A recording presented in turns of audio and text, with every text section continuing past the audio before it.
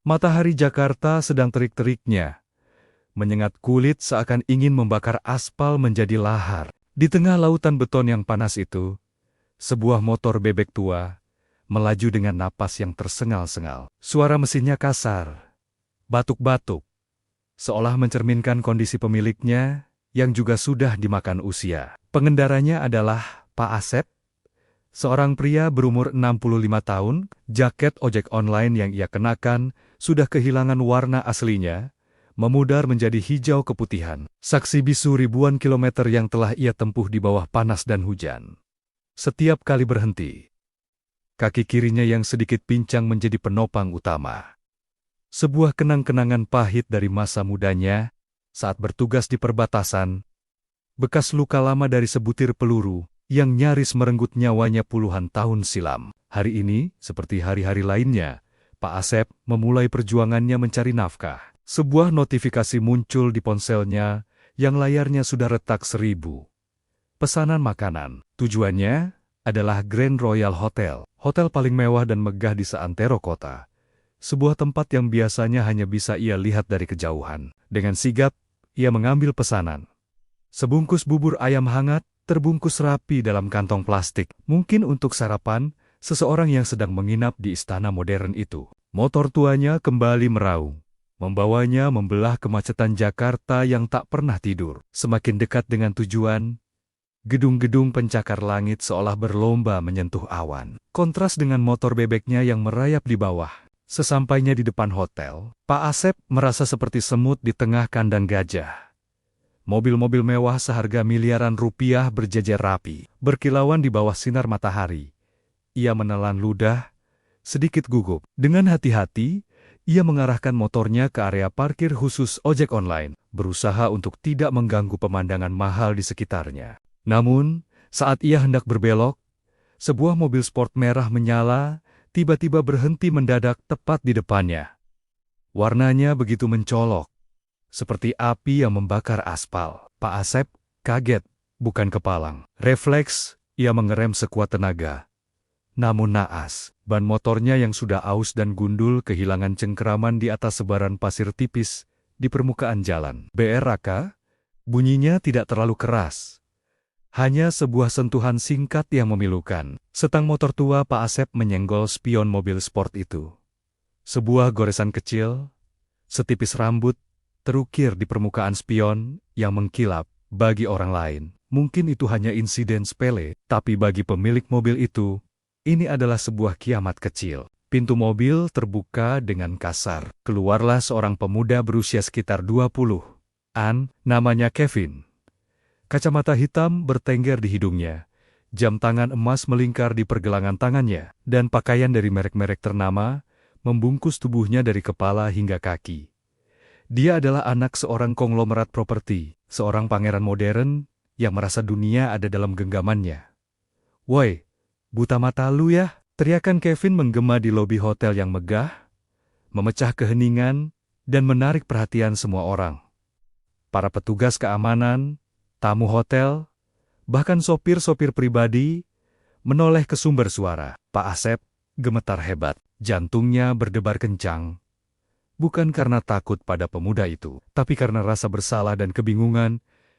Dengan susah payah, ia mematikan mesin motornya yang masih batuk-batuk, lalu turun dari motornya. Langkahnya yang tertatih semakin berat. Maafkan saya, Den. Saya kaget dan ngerem mendadak," ucap Pak Asep dengan suara bergetar. Kepala tertunduk. Ia tidak berani menatap mata pemuda di hadapannya. Mata Kevin melotot penuh amarah. Maaf. Lu tahu harga ini berapa?" "Hah? Ini lebih mahal dari harga nyawa lu." "Tua bangka," bentak Kevin. Jarinya menunjuk-nunjuk ke wajah Pak Asep. Tanpa peringatan, Kevin mendorong dada Pak Asep dengan kasar. Pria tua itu kehilangan keseimbangan. Tubuhnya yang ringkih terjengkang ke belakang, jatuh menghantam aspal yang masih panas. Bubur ayam dalam kantong plastik yang ia genggam erat pun tumpah. Isinya berceceran, mengotori jaket lusuhnya yang sudah kotor oleh debu jalanan. Aroma gurih bubur bercampur dengan bau aspal yang terbakar. Pak Asep hanya bisa terdiam, merasakan perih di punggungnya dan sakit yang lebih dalam di hatinya. Pesanan terakhirnya hari itu hancur berantakan. Sama seperti harga dirinya yang baru saja diinjak-injak di depan banyak orang. Di tengah kemewahan lobi Grand Royal Hotel, seorang bapak tua terduduk lesu di atas aspal panas. Dikelilingi oleh tumpahan bubur ayam dan serpihan martabatnya yang hancur. Kevin masih berdiri di sana, menatapnya dengan pandangan penuh penghinaan. Seolah Pak Asep adalah sampah yang mengotori pemandangan indahnya. Semua mata tertuju pada mereka. Menciptakan sebuah panggung drama yang menyakitkan di siang bolong, satpam hotel berlarian mendekat. Namun, mereka tidak datang untuk menolong Pak Asep. Alih-alih, mereka membungkuk hormat pada Kevin. Dengan wajah pucat pasi. Jelas sekali mereka tahu siapa ayah dari pemuda arogan di hadapan mereka. "Ada apa, Tuan Kevin? Ada yang bisa kami bantu?" Tanya kepala satpam dengan suara gugup. Keringat mulai membasahi pelipisnya. Kevin menunjuk Pak Asep dengan dagunya yang terangkat tinggi. "Lihat nih, sampah masyarakat ini baru saja merusak mobil gua. Usir dia sekarang juga, atau gua telepon bapak gua buat beli hotel ini besok pagi. Dan kalian semua jadi pengangguran," ancam Kevin. Suaranya menggema di lobi yang mewah itu. Pak Asep berusaha bangkit, susah payah menahan rasa sakit di kakinya yang pincang dan nyeri akibat terserempet dan, "Saya mohon, saya akan ganti rugi. Tolong jangan diperpanjang masalahnya. Saya akan potong gaji saya setiap bulan sampai lunas." Lirih Pak Asep. Suaranya bergetar menahan sakit dan malu. "Ganti rugi?" Kevin tertawa terbahak-bahak. Sebuah tawa yang penuh dengan penghinaan. Dia meludah dengan jijik. Tepat di depan sepatu butut Pak Asep yang sudah usang. "Gaji lu seumur hidup juga nggak akan cukup buat beli satu baut mobil gua. Ngerti?" Sebuah senyum licik kemudian terukir di wajah Kevin. Dia mengeluarkan ponselnya yang berkilauan. Jarinya dengan cepat menekan layar dan memulai sebuah siaran langsung. "Halo guys, lihat nih, ada ojol gembel yang baru aja nabrak dan ngerusak mobil gua, tapi nggak mau tanggung jawab. Bantu viralin guys, biar kapok orang model begini." Kevin dengan sengaja mendekatkan kamera ponselnya ke wajah Pak Asep yang tertunduk dalam, merekam setiap detail rasa malu dan putus asa di wajah tua itu. "Hei, tua bangka, dengerin baik-baik. Gue kasih lu dua pilihan. Pilihan pertama, lu ganti rugi 500 juta. Sekarang juga. Detik ini juga. Atau, pilihan kedua, lu bersihin sepatu gua ini pakai lidah lu.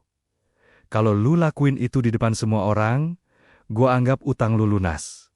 Suasana mendadak hening. Para tamu hotel yang kaya raya di lobi hanya berdiri menonton. Berbisik-bisik di antara mereka sendiri. Tak ada satupun yang berani maju. Tak ada satupun yang berani membela lelaki tua yang tak berdaya itu. Mereka seolah sedang menonton sebuah pertunjukan yang menarik. Di balik seragam ojek online yang lusuh dan berbau keringat matahari itu, Pak Asep mengepalkan tangannya erat-erat hingga buku-buku jarinya memutih. Jantung seorang prajurit veteran berdegup kencang di dalam dadanya. Dulu, dia pernah menatap laras senapan musuh, bahkan moncong bazoka, tanpa sedikit pun rasa takut.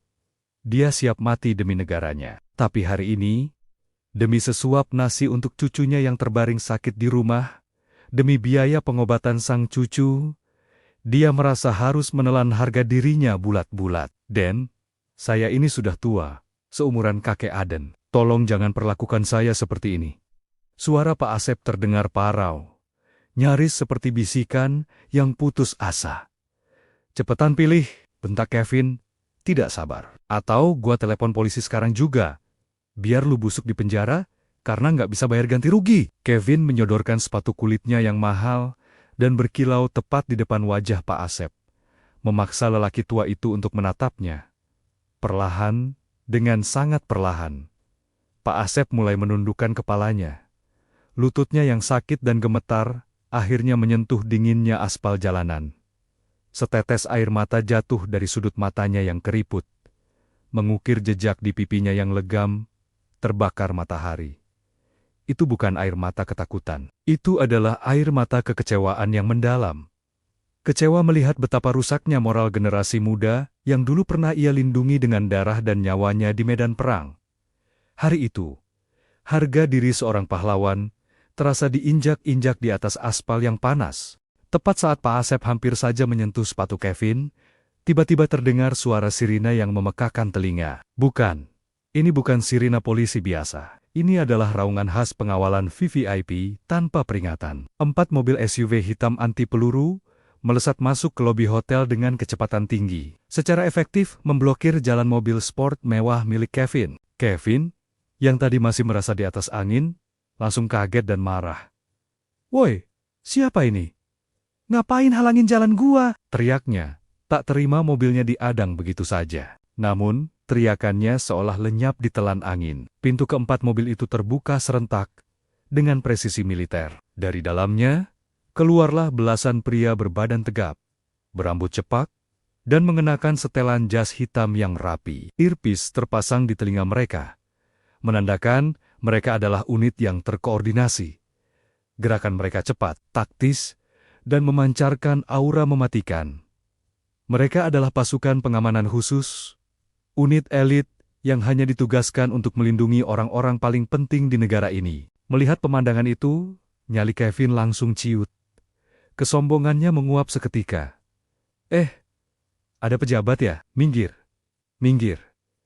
Gumamnya gugup sambil mencoba mundur perlahan, berharap tidak menarik perhatian. Dari mobil utama, seorang pria parubaya melangkah keluar. Ia mengenakan seragam dinas militer lengkap dengan 3 bintang berkilauan di pundaknya. Dialah Letnan Jenderal Darmawan, Panglima Komando Strategis. Wajahnya keras, rahangnya tegas, dan matanya memancarkan wibawa yang luar biasa.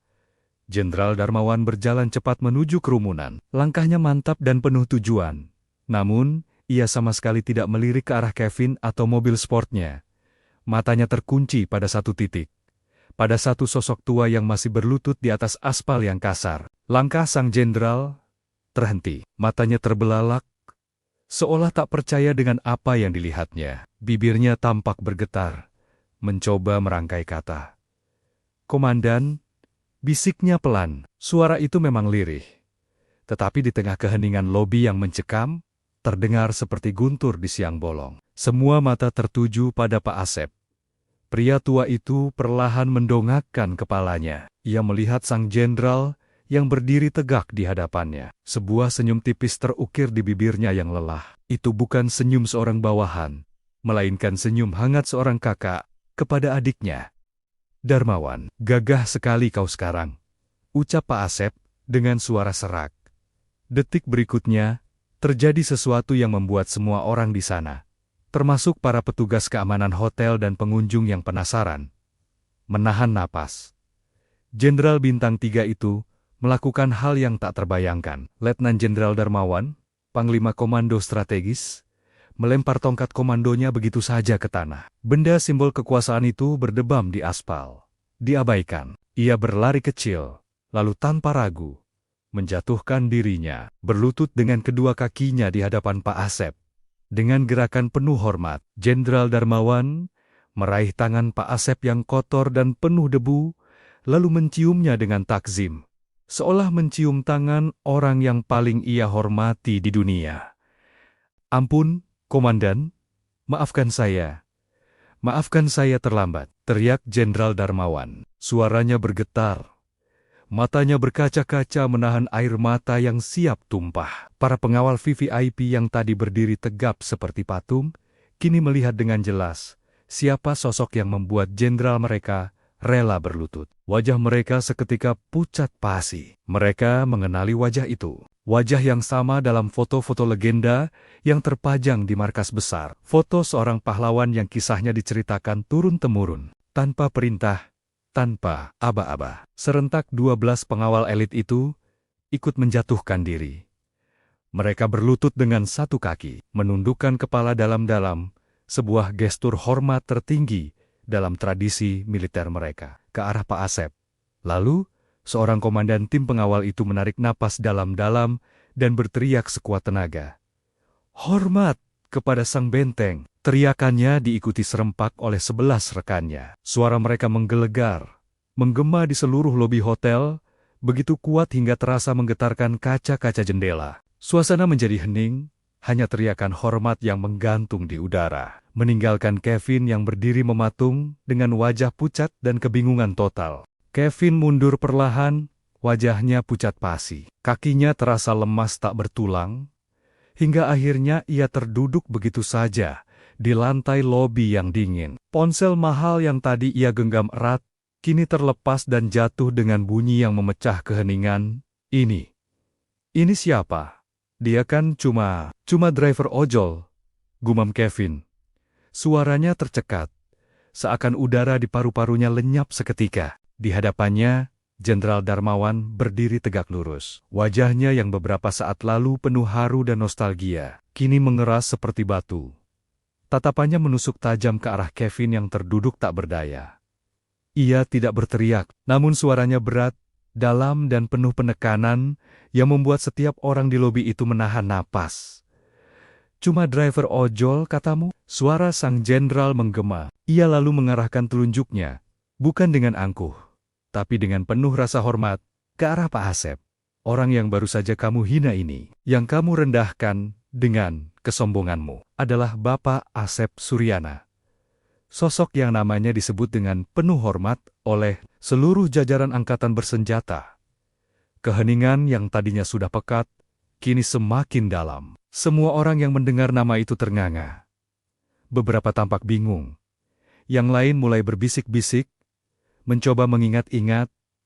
Para perwira muda yang ada di sana membelalakan mata, seolah baru saja mendengar sebuah legenda turun langsung dari langit.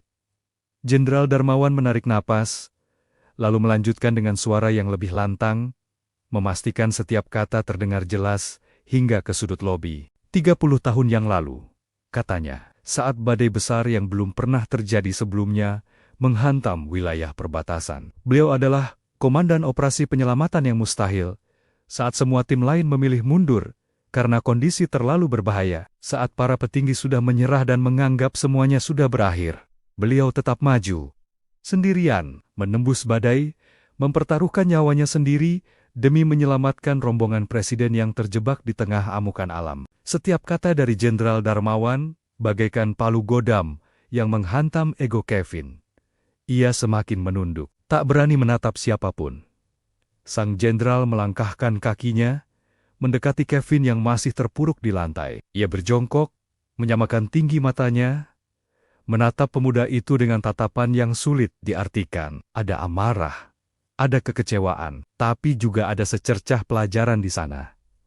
Kakinya yang pincang itu, lanjut Darmawan dengan suara yang mulai bergetar menahan emosi, bukan karena kecelakaan konyol atau kecerobohan. Cedera itu beliau dapatkan karena menahan reruntuhan bangunan yang nyaris menimpa seluruh timnya, agar anak buahnya bisa selamat.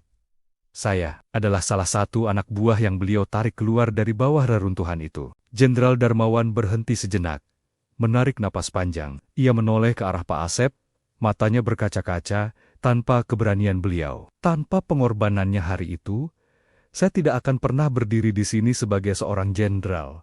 Saya mungkin sudah menjadi nama di salah satu nisan pahlawan tanpa tanda jasa. Beliau yang mengajarkan kami semua bahwa jabatan tertinggi bukanlah pangkat yang menempel di bahu, atau bintang yang berkilau di seragam. Jabatan tertinggi adalah seberapa besar pengabdianmu pada negara dan sesama manusia. Dan kamu, Jenderal Darmawan, kembali menatap Kevin. Dengan begitu mudahnya, dengan kesombonganmu yang setinggi langit, merendahkan seorang pahlawan hidup, Kevin tak bisa lagi menahan beban di dadanya. Rasa malu yang luar biasa, rasa bersalah yang menusuk-nusuk, membuatnya gemetar. Air mata mulai mengalir di pipinya, bukan karena takut, tapi karena penyesalan yang mendalam. Semua kesombongan, semua keangkuhan yang selama ini menjadi tamengnya, hancur berkeping-keping di hadapan sebuah fakta sejarah yang hidup dan bernapas tepat di depannya. Di tengah suasana yang tegang itu, Pak Asep perlahan mencoba berdiri. Gerakannya pelan, tertatih. Dua pengawal elit yang tadi mengawal Jenderal Darmawan, dengan sigap membantu memapahnya. Dengan langkah yang mantap meski sedikit pincang, Pak Asep berjalan mendekat. Ia meletakkan tangannya yang keriput namun kokoh di bahu Jenderal Darmawan, menepuknya dengan lembut. Sudah, Darmawan, cukup, jangan diperpanjang lagi. ujar Pak Asep dengan suara yang tenang dan penuh wibawa. Dia masih muda, hatinya mungkin belum banyak ditempa pengalaman. Dia belum mengerti arti kehidupan yang sebenarnya. Tapi dia sudah bersikap tidak sopan pada komandan. Protes Jenderal Darmawan, nadanya masih terdengar kesal, seperti seorang prajurit yang membela atasannya. Pak Asep tersenyum tipis, sebuah senyum yang bijaksana. Tatapan matanya yang teduh kini beralih menatap Kevin yang masih menunduk. Biarkan saja. Penghormatan itu tidak perlu diminta, Darmawan, apalagi dipaksakan. Orang akan menghormati kita karena perbuatan kita hari ini, bukan karena siapa kita di masa lalu. Biarkan waktu yang menjadi guru terbaik untuknya. Kata-kata Pak Asep seolah menjadi penyejuk di tengah panasnya suasana. Jenderal Darmawan akhirnya menghela napas pasrah, menuruti kata-kata komandannya. Dia lalu berdiri tegak dan memberi hormat sempurna kepada Pak Asep. Sebuah gestur yang diikuti oleh semua perwira lain di lobi itu tanpa dikomando. Tiba-tiba, seorang pria paruh baya dengan wajah panik berlari keluar dari lobi hotel yang megah. Pakaiannya mahal. Jelas sekali, dia bukan orang sembarangan. Dia adalah ayah Kevin, pemilik perusahaan properti ternama yang juga memiliki saham di hotel ini. Wajahnya pucat pasi begitu melihat pemandangan di depannya. Puluhan tentara berseragam lengkap berdiri tegap di bawah komando seorang jenderal bintang 3, jantungnya serasa berhenti berdetak. Dia langsung tahu ini bukan masalah sepele, ini adalah bencana. Tanpa berpikir dua kali, dia langsung menghambur ke arah Jenderal Darmawan. "Jenderal, mohon maafkan anak saya, Jenderal. Dia masih muda, dia bodoh. Dia tidak tahu apa yang dia perbuat. Tolong, ampuni kami." Suaranya bergetar hebat. Matanya melirik tajam ke arah Kevin yang masih membeku ketakutan. Dengan gerakan cepat, sebuah tamparan keras mendarat di pipi Kevin. Plak! Suaranya menggema, membuat semua orang terdiam. "Dasar anak tidak berguna, minta maaf kamu sekarang." "Sujud di kaki bapak itu," bentak ayahnya dengan napas terengah-engah, menunjuk ke arah Pak Asep. Kevin, yang pipinya memerah dan panas, tak berani membantah. Dengan tubuh gemetar, dia langsung menjatuhkan diri, bersujud di kaki Pak Asep yang masih berdebu. Tangisnya pecah, bukan lagi tangis kesakitan, tapi tangis ketakutan dan penyesalan yang mendalam. "Maaf Pak, saya mohon ampun. Saya salah Pak." Isaknya tersedu-sedu, wajahnya menempel di sepatu butut Pak Asep. Melihat pemandangan itu, Pak Asep hanya menatap mereka dengan ekspresi datar. Tidak ada kemarahan, tidak ada pula kepuasan. Dia sedikit menunduk. "Berdirilah," katanya dengan suara tenang. "Saya tidak butuh kamu bersujud. Saya hanya seorang tukang bubur yang mau mengantar pesanan. Tapi sekarang semuanya sudah tumpah. Kasihan pelanggan saya. Pasti sudah menunggu lama." Kata-kata sederhana itu justru terasa seperti ribuan jarum yang menusuk jantung ayah dan anak itu. Jenderal Darmawan, yang sejak tadi hanya mengamati, segera memberi isyarat kepada ajudannya. "Segera urus semuanya. Ganti rugi bubur yang tumpah itu 1000 kali lipat dari harganya. Dan pastikan hotel ini memberikan pelayanan terbaik untuk komandan saya selama beliau di sini." Ajudan itu langsung memberi hormat. "Siap, Jenderal. Laksanakan." Para staf hotel yang tadinya angkuh kini bergerak cepat, menawarkan kamar presidensial, minuman, dan segala fasilitas mewah kepada Pak Asep. Tapi Pak Asep hanya menggeleng pelan. Dia berjalan menghampiri motor bututnya yang tergeletak di aspal. Dengan sedikit susah payah, dia menegakkan motor itu. Spion kanannya patah, bodinya lecet di sana-sini, tapi sepertinya mesinnya tidak apa-apa. Jenderal Darmawan mendekat dengan raut wajah penuh hormat dan sedikit cemas. "Komandan, izinkan kami mengantar Bapak pulang. Kami sudah siapkan mobil terbaik." Pak Asep tersenyum tipis sambil membersihkan debu dari jok motornya. "Tidak perlu, Wan. Motor ini masih setia menemaniku." Dia kemudian mengambil helmnya yang sudah kusam dan memakainya. "Komandan, panggil Jenderal Darmawan lagi." Suaranya terdengar lebih lirih. "Kenapa Bapak menghilang selama ini? Kami semua mencari Bapak. Negara masih sangat membutuhkan Bapak. Semua fasilitas, tunjangan, rumah, pengawal, Semuanya sudah kami siapkan untuk Bapak. Pak Asep berhenti sejenak, menatap lurus ke arah Darmawan. Tatapannya kini bukan lagi tatapan seorang tukang bubur, melainkan tatapan seorang komandan yang bijaksana. Tugas saya sebagai prajurit sudah selesai. Wan, negara sudah aman di tangan kalian, generasi penerus. Sekarang, tugas saya sederhana saja. Menjadi kakek yang baik untuk cucu saya, dan mencari nafkah yang halal. Dia menepuk-nepuk tangki motornya. Kau tahu, Wan? Wan, setiap hari di jalanan ini, mengantar bubur dari satu gang ke gang lain. Saya belajar lebih banyak tentang arti kehidupan daripada yang pernah saya pelajari selama puluhan tahun di barak militer. Saya melihat perjuangan rakyat kecil secara langsung. Saya merasakan denyut nadi mereka. Pak Asep menyalakan mesin motornya. Suara knalpotnya yang sedikit berisik memecah keheningan. Sebelum pergi, dia menoleh sekali lagi pada Jenderal Darmawan, murid terbaiknya. Satu pesan terakhir dari saya. Wan, jangan pernah biarkan seragam kebesaranmu itu membuatmu lupa bagaimana rasanya menjadi rakyat kecil. Jangan biarkan pangkat di pundakmu membuatmu tuli terhadap suara mereka. Dengan pesan itu, Pak Asep menarik gas motornya perlahan. Motor tua itu melaju, meninggalkan kepulan asap knalpot yang tipis. Di belakangnya, tanpa dikomando, Jenderal Darmawan dan seluruh pasukannya seketika mengambil sikap sempurna. Tangan mereka terangkat, memberikan hormat militer terakhir, mengiringi kepergian sang legenda, hingga motor tua itu hilang ditelan tikungan jalan. Sebuah penghormatan tertinggi untuk seorang pahlawan sejati yang memilih hidup dalam kesederhanaan. Sementara itu, Kevin dan ayahnya hanya bisa tertunduk. Wajah mereka membeku dalam rasa malu yang tak terhingga. Ratusan pasang mata dari para tamu hotel dan orang-orang di jalanan kini menatap mereka. Bukan lagi dengan rasa takut, tapi dengan tatapan jijik dan cemoohan. Hari itu, di depan sebuah hotel mewah, di antara serpihan mangkuk bubur yang pecah, Kevin mendapatkan pelajaran termahal dalam hidupnya. Pelajaran bahwa di atas langit masih ada langit, dan di balik jaket ojek online yang lusuh sekalipun, bisa jadi tersimpan jiwa satria yang nilainya tak bisa dibeli dengan harta apapun. Kisah ini mengajarkan kita untuk tidak pernah meremehkan siapapun hanya dari penampilan luarnya. Hormat dan kerendahan hati adalah kekayaan yang sesungguhnya. Terima kasih sudah menonton. Jangan lupa bagikan cerita ini jika kalian merasa terinspirasi. Sampai jumpa di video selanjutnya.